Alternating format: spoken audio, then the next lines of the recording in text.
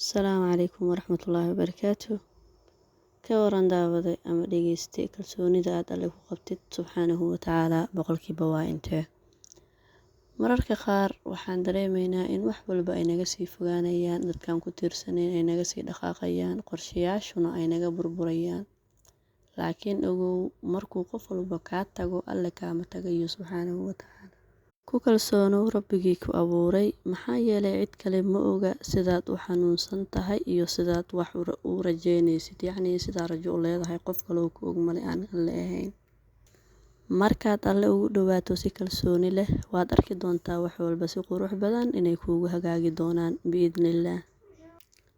Waxaa la sheegay hadda ka hor nin mu'min ah inuu mar safar badeed galay. Doontii ay saarnaayeen way degtay, dadkii badankoodna waa la waayay. Ninkaas wuxuu ku haray asagoo keligii ah badda dhexdeeda, asagoo aan haysan wax kale oo isku badbaadiyo. Markaas ayuu gacmihiisa kor u taagay wuxuuna yidhi, Allahayow adigaa badbaadiya cid waliba marka aysan jirin cid kale oo wax badbaadisa. Rabbiyow adigaa raxmaan ah, adigaa raxiima oo awood leh. Waxaana kalsooni buuxda ku qabaa inay badbaadin doontid. Wuxuuna dul sabeynayay biyaha asagoo leh oo waliba ku celcelinaya xasbunallaahu wa nicmal wakiil. Dhowr saacadood kadib, hirarkii ayaa tuuray alwaax doontii ka mid ahayd, wuxuuna ka dhigtay tiir uu gacanta ku haysto. Maalinkii dambe subaxnimadeedii, markay qorraxdu soo baxday, kalluumaysato ayaa aragtay, wayna soo saareen ninkii asoo nool, wuuna badbaaday.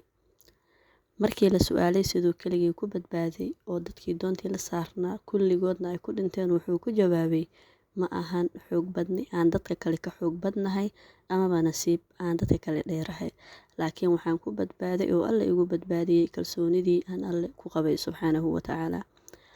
Marka waxaa laga fahmi karaa meeshaas kalsoonida dhabta ah ee alle waxay timaadaa marka qofku ogaado in cid kale oo wax tari karta aysan jirin aan alle ka ahayn subxaanahu watacaala, mise qofkii alle doonay. Markaad isku daydo, dadaasho, kadibna alle ku aaminto qalbigaaga, wuu kuu fududayn doonaa waddo walba oo la filaynin awal inay fududaan lahayd. Marka alle aan ku kalsoonaano, insha Allah amuurahan Allah noo sakhiro. Wasalaam.